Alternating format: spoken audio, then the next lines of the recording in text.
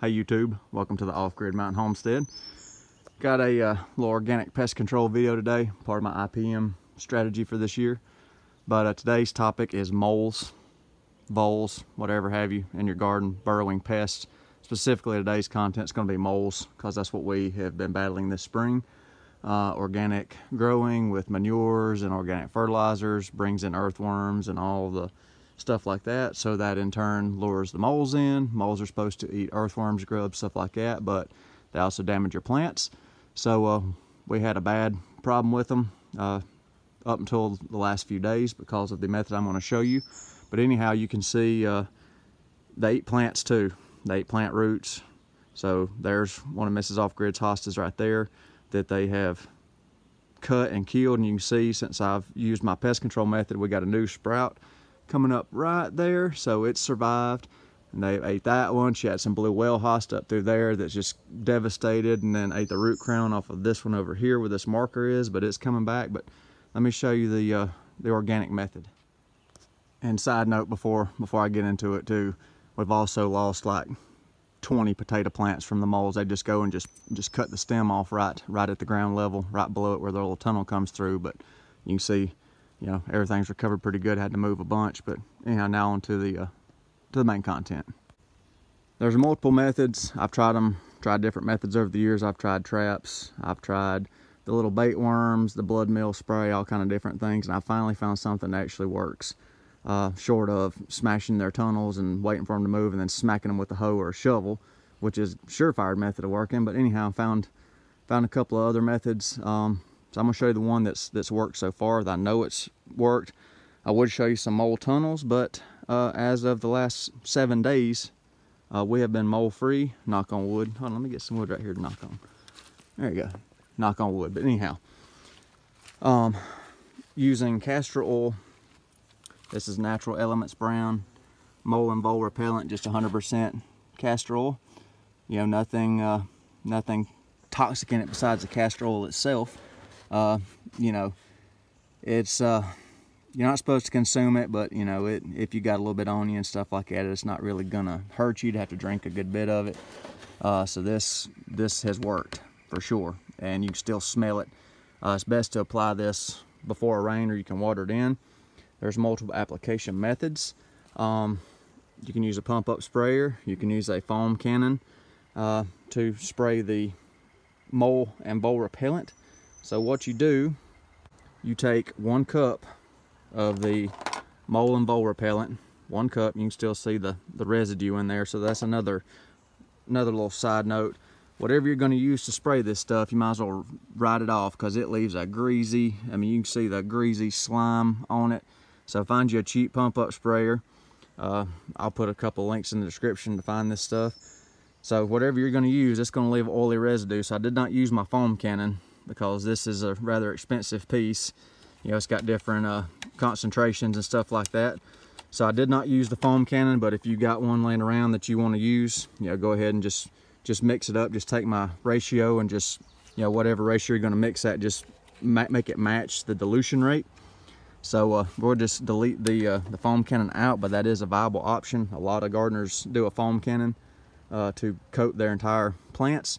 But anyhow, it's 1 cup of mole and vole repellent, and then between 1/4 and 1/2 cup of Dawn or other dish detergent. And what that does is it emulsifies the oil, keeps it in solution. So 1 cup, 1/2 cup, and then a gallon of water in your pump up sprayer. Shake it, shake it, shake it, shake it, get it emulsified. It's gonna make a bubbly, like foamy stuff inside there, and then spray it around your plants, your plant area. And start from the edge of a garden bed, and then spray away. So you're starting at a point, say here, and you want to drive them back out into the woods or wherever, just drive them away from your garden area. So just spray it liberally on the ground, either water it in afterwards or do it before a rain so the rain can water it in, and that oil will soak into the ground. And what it does is it's got ricinoleic acid is what's in castor oil, because of course we know castor beans is where ricin comes from, but it's ricinoleic acid. It's bitter and smells bad to the moles, so when they try to tunnel, you know, near the surface like they do, they got smell from that castor oil, they can't take it. It messes with their nose because their nose is so sensitive. So it just drives them out. So work in an area and just spray out, and just start working them back away from your garden beds or your flower beds or what have you. In our case, we're working them back into the woods where they belong. That's method number one. Use the castor oil. It's worked. You know, no mole tunnels. They were digging around these freshly planted blueberry plants, but you can see no tunnels, no soft spots. Same thing around the apple trees and stuff. They were digging, and this is not them digging. This is me was holding it the other day. But see, no mole tunnels now, no holes in the ground. So it's working. So let's go to option 2, which I'm using them in conjunction. Planting castor bean plants. A lot of people call them mole beans or mole plants. And Appalachian farmer lady told me about this. They've always planted castor beans near their corn and near their taters. And the castor bean plant supposedly does the same thing as the castor oil. And it makes the same scents and stuff under the ground, the same smells, and drives them away. So let me show you my castor bean plants. I lost this whole potato bed right here. This was all potatoes. Lost all these to the moles. They just come through where this was basically pure rabbit poop. They come through, and there were a bunch of earthworms where they come through and just cut the taters off. But anyhow, there's a baby castor bean seedling right there. I've got 3 of them planted right here.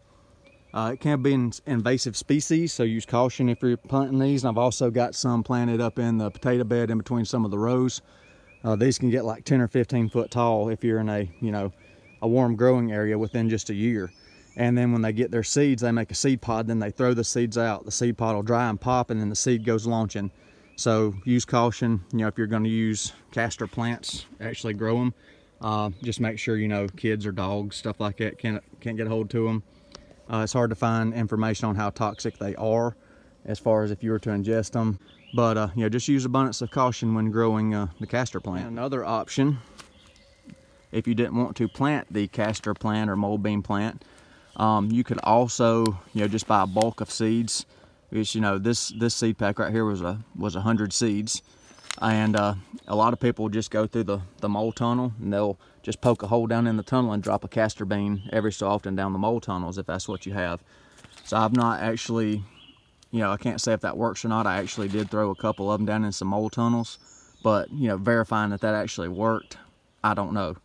But I do know I saw immediate results within 2 or 3 days after spraying this, that the mole tunnels, you could just see them, they would sink back down, after it rained, and new ones formed. So they was working their way back towards the woods like I wanted. So a success. So highly recommend trying the castor oil. And maybe one more sidebar, and then I'll wrap the video up. So I'm over here near the albino blackberries right now, and my 10-foot tall raspberry. But anyhow, when you're spraying, like if you've got, permaculture stuff like this, don't get it on the leaves, because the castor oil can be phytotoxic to some plants. And what does that mean? Well, phytotoxic means it messes with the photosynthesis on the leaves if you get it on the leaves. So spray under the plants, and do it near the evening time, because it can even kill your grass. Try to spray it late in the day, because you don't want that oil sitting on there fresh in the during intense sun. So this stuff has worked so far for me. I'm pleased with the results. I'm going to reapply it. It says to reapply every 60 days. So I'm going to reapply it every couple of months throughout the growing season. I won't be using it in the winter or anything like that, but next year, definitely before planting time, I will have this stuff out and on the garden, and drive those moles back into the woods to their natural environment instead of in my cultivated areas. But works good. And if you're worried about the soap in your microbes, it's not really gonna, you'd have to spray the soap on there for days and days to actually harm any microbes, and microbes will double up in 24 to 48 hours after you spray this soap. It's only going to go so far, and whatever's deeper is going to come back up. So don't really worry too much about your microbes if you're organic. It's going to be fine. Everything will grow just fine. And if you're really concerned, you can back off the soap from a ½ cup to a ¼ cup per gallon. You might not get as good emulsification because you have less surfactants in the water, but hey, that's all right too. Whatever works. Just experiment around with your mixture, get it what you like. But yeah, that stuff's great. And this is your own choice here, whether you want to use it or not. I'm giving it a shot because I don't want them little rascals tearing up my tater beds and stuff anymore. But anyhow, I hope this was helpful. Give it a shot. Let me know if you've got any other organic methods.